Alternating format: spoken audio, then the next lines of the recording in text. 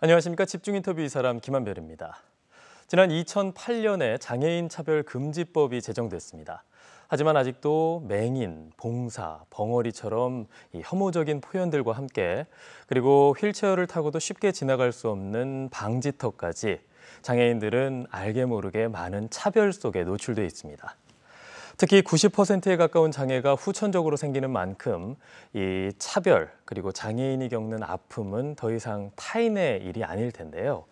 오늘 집중 인터뷰 이 사람에서 오재헌 호남권역 재활병원 운영위원과 함께 장애인 차별을 타파하는 첫 걸음 그리고 이 장애 감수성을 키우기 위한 노력과 관련된 다양한 얘기들 나눠보도록 하겠습니다. 안녕하십니까? 안녕하세요. 지난 월요일이었습니다. 이제 4월 20일이죠. 네. 장애인의 날이었는데요. 네. 아무래도 매년 장애인의 날을 맞으실 때마다 느낌이 좀 남다르실 것 같습니다. 네, 올해 40회인데요. 참 그 해마다 이제 좀 시비가 엇갈린다고나 할까요? 한편으로는 많은 사람들이 기억해주고 국가에서도 국가 기념일로 지정을 해주고 물론 한번 중단은 됐었지만 이제 그런 상황과 그 다음에 이제 이게 유엔에서 권고한 날과 81년도가 장애인의 해 이렇게 네. 지정을 했습니다. 그래서 한편으로 조금 더 주체적으로 우리가 좀 먼저 했었으면 하는 아쉬움도 있고 그 다음에 저도 그렇고 다 모든 장애인들이 이 운동을 못하기 때문에 이렇게 기저질환이라고 요즘 방송에서 많이 하잖아요. 네. 그게 또 병원에서는 기항증이라고 또 얘기를 합니다. 네.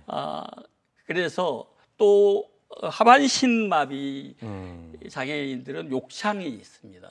네. 그리고 저 같은 경우에도 이게 혈관이 안 나오기 때문에 인공혈관을 심어놨고 네. 그다음에 통증을 조절하기 위해서 배와 뒤에 신경을 연결시키는 선들이 있습니다. 네. 이런 부분들 때문에 지금 밖에 나가는 것 자체가 좀 이제 자살 행위다라고 하는 느낌이 들 정도로 지금 사회적 분위기가 그렇게 되고 있잖아요. 많이 어려움을 갖고 계시는 거군요. 예, 그래서 참 올해 장애인의 네. 날은 너무너무 무거운 날이다. 알겠습니다. 위원님께서는 광주의 대표적인 장애인 보건의료 전문가십니다. 그리고 호남권역 재활병원 올해 7년 차 되지 않았습니까? 처음 개원할 때부터 운영까지 자문운영위원으로 정말 세세하게 관여를 하고 계시는데요. 과연 이게 어떤 곳입니까? 이제 호남에도 또 위치가 호남은 또 서울하고 또 멀잖아요. 병원 네. 의료시설도 낙후되어 있고 이제 이래서 이제 호남권역 재활병원을 건립하게 됐는데 조금 그 형식적으로 지어지게 되고 막 설계도도 막 변경이 되어지고 막 그다음에 그러니까 장애인들이 이렇게 좀 이용할 수 있는 그 사람들의 의견들이 반영이 되지 않았어요. 이제 그래서 제가 이제 참여를 하게 됐고요. 네. 그래서 하여튼 온갖 악역을 다 담당했습니다. 항공 제한 구역이라든지 그다음에 녹지 보호 구역이라든지 그래서 이제 디귿자로 지을 수밖에 없고 또 다리를 놓기로 했는데 그게 설계도에 빠져버리고 네. 이런 것들을 나중에 이제 밝혀낸 거죠. 예. 그러면서 저희들이 이제 협상을 했고 절충해서 그나마 그래도 복도라도 좀 넓게 하자. 네. 그 입원실이라도 좀 넓게 하자. 뭐 이렇게 해가지고 이렇게 좀 협상을 해서 줄 건 주고 네. 줄 건 없고 이렇게 했습니다. 네. 위원님께서는 일명 빠른 재활 전문가로 불리십니다. 이제 재활도 빠르게 하는 것. 이 네. 빠른 재활이 본인에게도 좋지만 사회적으로도 굉장히 도움된다라고 알고 있습니다. 우리 이제 그 드라마나 이런 데 보면 조금만 늦었으면 큰일 날 뻔했습니다. 네. 라든지 너무 애석합니다. 좀 빨리 오셨으면 뭐 이런 대사들이 나오고 실제도 병원에서 제가 다니고 있는 병원에서도 항상 목격하는 장면이기도 해요. 네. 그러면 지금 빨리 예를 들면 헬기를 타고 야간이라도 이송했으면 이 사람들이 다시 사회에 돌아와서 사회의 그 재생산 구조에 참여하는. 근데 이 사람이 장애인으로 있으면 장애 수당도 줘야 되고 계속 그게 돈이 나가잖아요. 네. 이제 이런 것 때문에 이국종 교수가 유명해지신 거고. 닥터 헬기를 강조하셨죠. 예. 이국종 교수는 특히 그 외상을 많이 당하는 사람들이 현장에 있는 노동자들이다. 네. 이 사람들이 실제 다시 회복이 돼서 돈을 벌고 취업을 하는 경우를 굉장히 많이 봤다. 이런 비율이 생존이 높게 나타나는 것이 선진국을 낳게 하는 하나의 현상 중에 하나였다. 이렇게 얘기합니다. 장애인 보건 의료에 중요한 화두가 두 가지 있다라고 알고 있습니다. 하나가 아동재활 전문 병원. 이게 문재인 대통령의 대선 공약이기도 했잖아요. 네. 전국에 5개는 만들겠다. 네. 그런데 현재 경남과 광주는 아예 신청조차 하지 못하고 있다고 들었습니다. 예. 그리고 대전도 신청했는데 지금 진행이 안 되고 있고 서울에 한 군데, 네. 한 군데가 있는데 이게 푸르메 병원이라고요. 이게 시와 그 지방자치제와 중앙정부가 하나가 돼서 만들어낸 병원이에요. 그래서 뭐 성악가 조수미 씨 등 1000여 명의 후원인과 500여 개의 기업이 참여를 해서 여기에 92병상, 그다음에 하루에 300명을 치료하고 있습니다. 네. 그런데 여기에 경남이나 전남이나 이런 특히 섬에 사는 이제 그 부모들은요, 네네. 아이를 데리고 서울로 올라가서 거기서 한 달이고 두 달이고 생활을 합니다. 근데 3개월밖에 입원을 못하게 돼 있어요. 또 지금 현재로서는 서울에밖에 예, 없으니까요. 그렇게 되는데 한 달에 한 400만 원 정도의 돈이 들어갑니다. 그러니까 순번도 쫙 기다려야 되고. 네. 그래서 이게 그 난민이 예멘 난민만 있는 게 아니라 이게 치료 난민이 존재하고 있다. 네. 이런 생각이 들어서 굉장히 안타깝습니다. 네. 또 하나의 이슈가 지역장애인 보건의료센터. 네. 이게 우리 지역 19만 명 장애인의 어떻게 보면 데이터베이스를 총괄할 수 있는 컨트롤 타워 역할을 한다라고 알고 있는데 4년 전에 이미 법률이 제정이 됐습니다. 만들어도 된다는. 하지만 광주에서는 안 만들어지고 있습니다. 혹시 이 이유는 어떻게 생각하십니까? 그러니까 아까 아동병원하고 똑같은 게요. 같은 이유인가요? 예, 그 지방자치제의 자립도와 무관하게 똑같은 조건을. 그러니까 푸르메 병원의 운영비나 이런 것들이 460억인데 여기는 강주나 이런 데는 78억. 이렇게 해서 160억 내지 170억 정도 가지고 짓고 운영해라 이런 겁니다. 초기에. 네. 그러니까 어떻게 할 수도 없고. 이 아동재활병원 또 지역 장애인 보건의료센터 개관이 꼭 필요하지 않겠습니까? 네. 가장 먼저 뭘 해야 될까요? 저는 강주의 대동정신을 다시 한번, 그러니까 서울은 하는데 왜 강주는 못하냐? 시민운동을 좀 지자체가 주관하고 주도했으면 좋겠다. 그래서 이 아이들, 그러니까 사실은 지금 통계를 보면요 10만으로 돼 있어요. 네. 근데 보건복지부의 통계를 보면 30만 명이에요. 왜냐하면 그쪽 뭐 출산이나 선천성 장애인 이렇게 보면, 근데 왜 이렇게 숫자가 다를까? 20만 명은 누락된 거. 이 아이의 장래를 위해서 등록을 안 하는 거예요. 일부러 안 하는 거예요. 네네. 이제 이런 상황에서 시민들이 좀 우리 아이들이 다시 태어나는 의미. 그래서 이 아이들이 걸어 다니고 뛰어다니고 해서 우리나라를 다시 발전시켜내는 역할을 하는 이런 시민운동을 좀 했으면 좋겠다. 5.18 기념식 좋습니다. 매번 해도 좋고, 응? 하지만 그와 함께 어린아이들을 살려내고 이 어린아이들이 건강하게 뛰어노는 강주를 위해 시민운동이 좀 활발하게 벌어졌으면 좋겠고 그걸 좀 시가 주도해 줬으면 좋겠다는 간절한 바람입니다. 네, 너무 열정적으로 말씀을 하셔서 저희가 조금은 분위기를 바꿔서 개인적인 질문을 좀 드리도록 하겠습니다. 네. 지금도 뭐 엄청난 활동량을 보이고 열심히 활동을 하고 계십니다. 하지만 매일 병원에 가서 진통제를 맞아야 될 정도로 몸이 안 좋으신 걸로 알고 있습니다. 지금 장애를 갖고 계신 것도 산재 때문이라고요? 네. 그러니까 저는 이제 노동일보에 근무를 하다가 네. 여의도에서 이제 우리 사진부 기자가 없어가지고 사진을 찍다가 뒤로 턱을 못 보고 뒤로 넘어져서 네. 머리 뒤에 있는 신경 쪽 부분을 다치게 되면서 희귀난치성 질환을 앓게 됐습니다. 네. 복합부위 통증 주문이라고.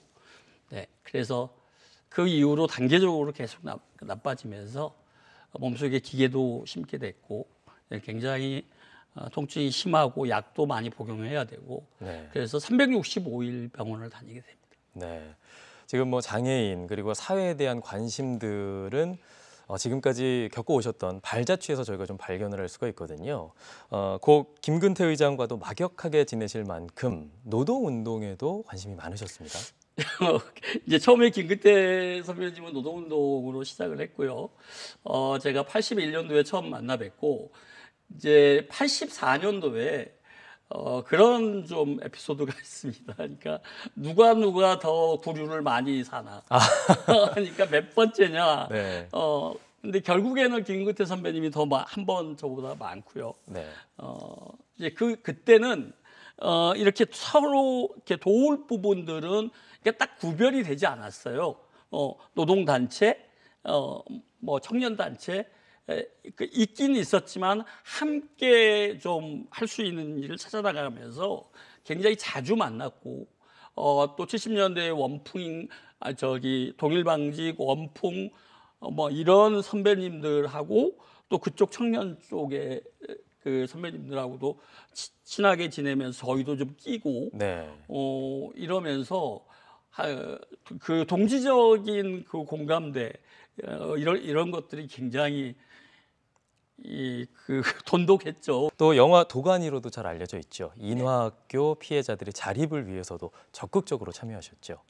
예, 그 사건의 규명 때는 제가 참여를 안 했고요. 저는 주로 고민했던 것들이 이 아이들의 앞으로의 생활 구조를 어떻게 할 거냐. 네. 그리고 경제적 자립을 어떻게 할 거냐라고 하는 고민을 중심적으로 했습니다. 그래서 유명한 가수들을 특히 KBS 도움도 많이 받았고요. 네. 저희가 처음 공개호를 빌려서 공연한 첫 케이스입니다. 그래서 2번이나 사용을 했고요. 네. 그래서 유명한 가수들 초청해서 돈을 모으게 되고 이 과정에서 전화가 와가지고 공정작가가 오재원 선생님 내가 1억 넣어줄게요. 이제 그 전에는 자꾸 물어봤어요 여사한테 얼마가 필요해요. 카페를 하는데 얼마가 필요해요. 제가 말을 못하니까 네. 딱 그날 이제 성당 가는 날이었는데 딱 전화를 해가지고 1억 넣어줄게요 이러는데 저도 좀 강단도 있고 이런 사람인데 온 몸이 얼어붙었어요. 그 1억은 어떻게 쓰였습니까? 그래서 이제 도시철도공사의 카페 그 다음에 이제 한 7천만 원 정도를 공연에서 모은 거 이렇게 하고 네. 또 거기서 또 이렇게 새끼를 쳐서 부활을 해서 강산구청에 또 도움을 받고 또 그 장애인 직업개발원에서도 저희가 신청을 해서 이렇게 받아가지고 2호점을 만들고 네. 이래서 그 당시에 사건에 관련됐던 아이들의 경제적인 문제는 완전히 지금 해결이 됐습니다. 네. 그때 만들었던 조합이 홀더 조합. 예. 네. 그 홀더 조합원들은 지금 어떻게 지내고 있습니까? 그러니까 이제 일부 자기 희망을 위해서 학교를 다니는 사람, 그다음 학교를 졸업하고 다시 또 홀더에 온 사람들. 그래서 그다음에 흩어지지 않고 그 홀더라고 하는 생활 공간과 직업적 공간을 떠나지 않고 있습니다. 정말 우리의 관심이 필요한 곳이 참 많구나라는 것들을 다시 한번 느끼게 되는 것 같습니다. 흔히 저희가 지나다닐 수 있는 방지턱 같은 경우에도 휠체어를 이용하는 장애인들은 어려움을 많이 겪고 있고요. 이렇게 자연스러운 차별이라고 할까요? 자연스러운 차별이 일상 속에서도 굉장히 많이 있죠. 그러니까 제가 병원을 다니면서 이제 여기서 뭐 이름을 얘기하지 않을 수 없는데 저는 우리 사회에서 대학교가 갖고 있는 그 사회적 역할이라는 게 있다고 봐요. 네. 근데 제가 이제 조선대학교 병원을 다니고 있는데 병원 측에서 관리하고 있는 데는 나름 관리를 해요. 그리고 끊임없이 의견도 물어보고. 근데 학교 쪽에서 관리하는 데는 아무 생각 없이 방지턱을 막 퉁퉁 튀어가지고 심지어는 이쪽에 제가 수술했던 자국이 몇 년 지나는데도 여기서 피가 날 정도로 그러면 이제 욕창이나 이렇게 있는 사람들은 네. 굉장히 힘들어지는 거죠. 당사자가 아니면 절대 모르는 아픔이나 네, 그리고 불편함. 이제 병원이나 이제 조대병원은 이제 거의 그런 일이 없는데 다른 데 이제 학교나 이런 데 가서 그런 것들을 얘기하거나 이러면 전동 휠체어 이 조절을 하는 기능을 네. 자기 마음대로 돌려버려요. 이거 굉장히 죽고 싶은 만큼 괴로워요. 내가 자연스럽게 하는 행동이 앞에 있는 장애인에게는 어떻게 받아들여질까를 느끼는 게 이 장애 감수성 아니겠습니까? 이 장애 감수성을 높이는 게 장애인을 위한 것도 있지만 비장애인을 위해서도 중요하다라는 말씀을 하셨거든요. 네. 그래서 이제 아까 병원 같은 경우에도 실제 지금 다른 병원 같은 경우에는 검진센터나 이런 게 역할을 못 하고 있는데 네. 장애인과 비장애인이 함께 쓸 수 있습니다. 그러니까 미국의 캘리포니아 같은 경우에 화장실이 장애인 화장실이 없습니다. 따로 있지 않군요. 예, 같이 씁니다.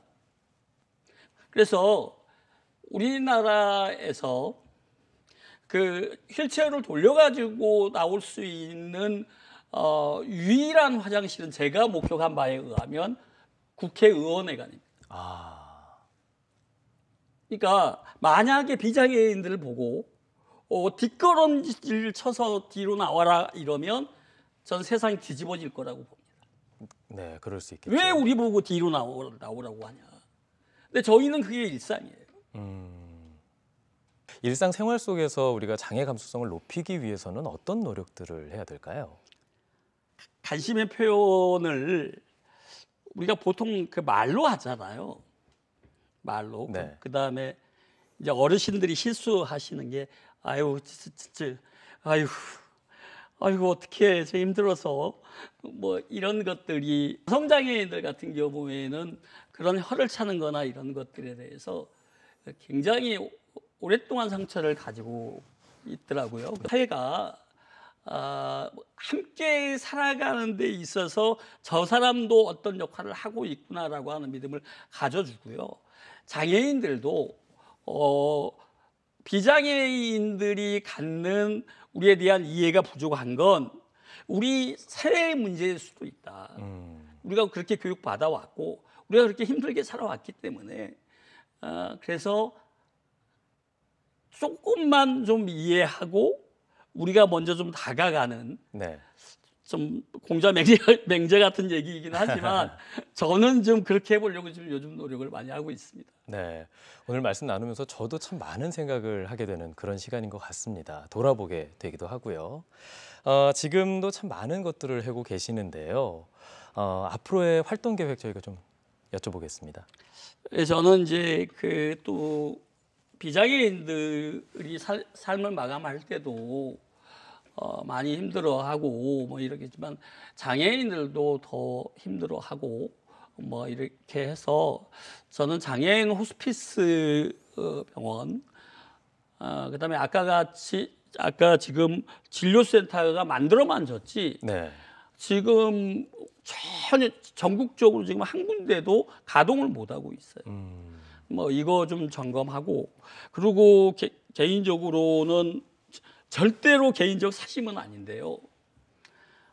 어떻게든지 그 장애인 복지 또 그다음에 그 사회적 약자들에게 관대한 사회라고 알려진 그 스웨덴이나 이런 데 가서 네. 좀 꼼꼼히 보고 책을 한 권 좀 썼으면 좋겠어요. 네.